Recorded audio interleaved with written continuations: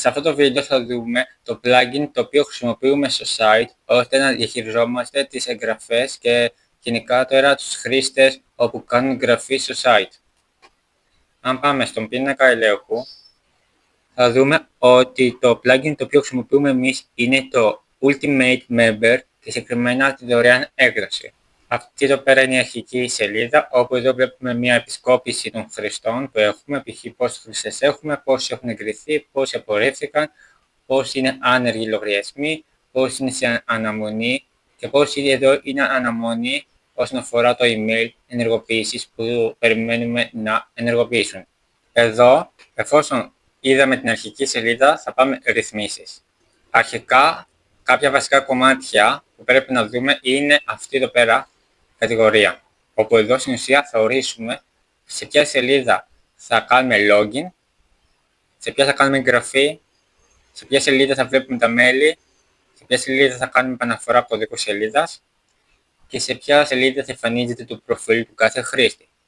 Εφόσον ορίσουμε τις σελίδες, θα πάμε στους χρήστες.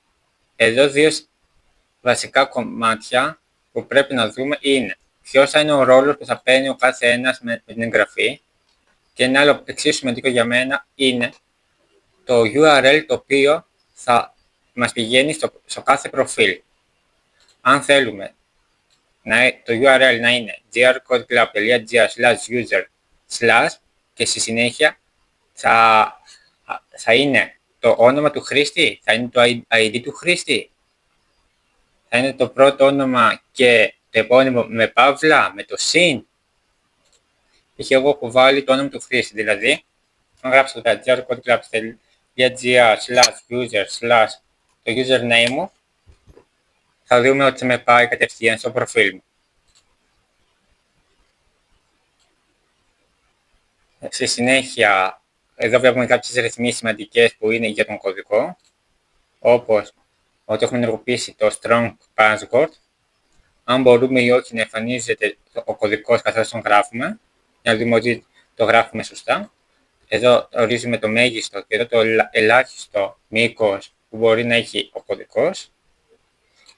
Και κάθε φορά που στέλνουμε ένα activation link στο email, για πόσο καιρό θα διαρκεί ενεργό αυτό το link. Εγώ το έχω βάλει μετά από μια ημέρα να λύγει το link. Στη συνέχεια πάμε στο λογαριασμό. Εδώ βλέπουμε κάποιες άλλες σημαντικές επίσης ρυθμίσεις όσον αφορά το λογαριασμό, όπως με το σχάρι αν μπορούμε να αλλάζουμε το email. Και τώρα θα πάμε στα email, τα οποία εδώ είναι τα email τα οποία θα λαμβάνει ο χρήστης σαν ειδοποίηση.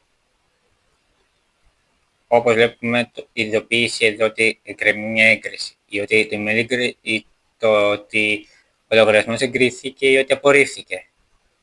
Ότι ο λογαριασμός διαγράφηκε ή το email για την επαναφορά του κωδικού πρόσβασης ή ότι ο κωδικός πρόσβασης άλλαξε για την αλλαγή.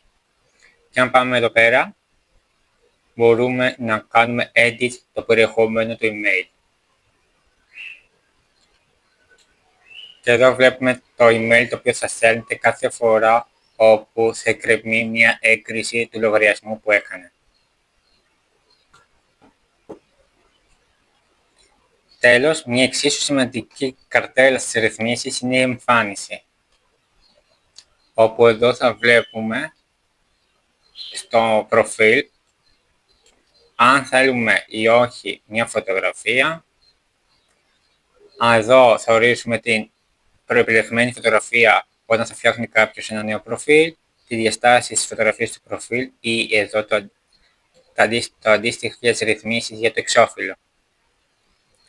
Τέλος, εδώ βλέπουμε στην κατηγορία Header, αν θέλουμε να εμφανίζονται οι σύνδεσμοι των κοινωνικών δικτύων, δηλαδή τα social media που έχουμε βάλει στο προφίλ μας, αν θέλουμε να εμφανίζονται μια περιγραφή στην επικεφαλίδα ή το όνομα ή όχι στην επικεφαλίδα του προφίλ.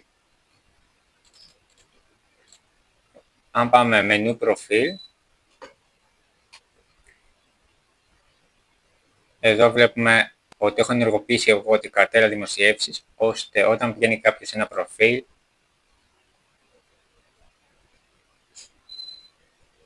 να μπορεί να βλέπει όλες τις δημοσιεύσεις που έχει κάνει κάποιος. Και εδώ τώρα στην κατηγορία δημοσιεύσεις βλέπουμε όλες τις δημοσιεύσεις που έχει κάνει κάποιος. Αν θέλουμε να φαίνονται οι δημοσιεύσεις, το ενεργοποιούμε εδώ. Και εδώ επίσης ποιος μπορεί να βλέπει τις δημοσιεύσεις που έχει κάνει κάποιος.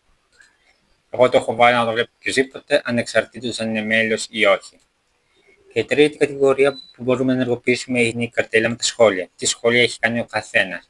Αυτό προς παρόν δεν το έχω ενεργοποιήσει, αλλά θα ενεργοποιηθεί σύντομα έτσι ώστε ο καθένας χρήστης να μπορεί να κάνει και σχόλια. Με αυτό τώρα τελειώσαμε τις ρυθμίσεις και πάμε στις φόρμες.